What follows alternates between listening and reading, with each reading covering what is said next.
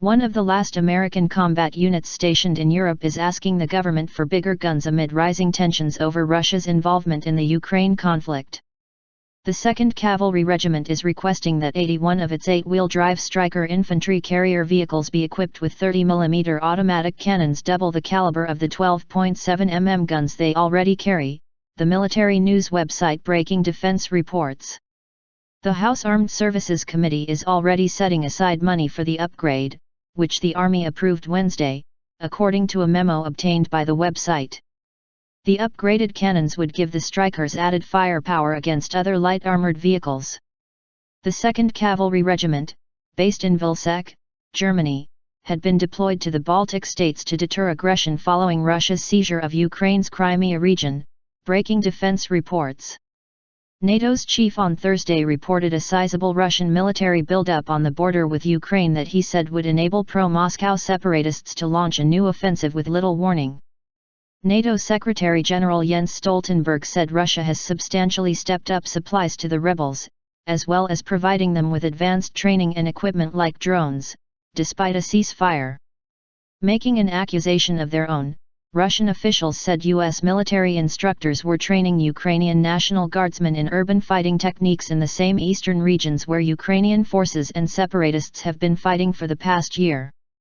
In Washington, the U.S. State Department rejected the Russian claim of U.S. trainers in eastern Ukraine, saying all the activity was in western Ukraine near the border with Poland. "We've been doing this for about 20 years now," State Department spokeswoman Marie Harf told reporters, calling the Russian statement ridiculous. Stoltenberg said the reported Russian moves undermine the ceasefire declared in eastern Ukraine and violate the Minsk agreements entered into by Moscow. He said more than 1,000 pieces of Russian military equipment have been moved over the past month, including tanks, artillery, and air defense units. Stoltenberg said this gives reason for great concern and would enable the separatists to go on the offensive again with little warning. He said the U.S.-led defense alliance is not certain about the intentions of Moscow and the pro-Russian rebels, but we are certain about the capabilities. The claim from Russian Defense Ministry spokesman General Maj. Igor Konashenkov that U.S. trainers are active in disputed areas of eastern Ukraine came one day after the U.S.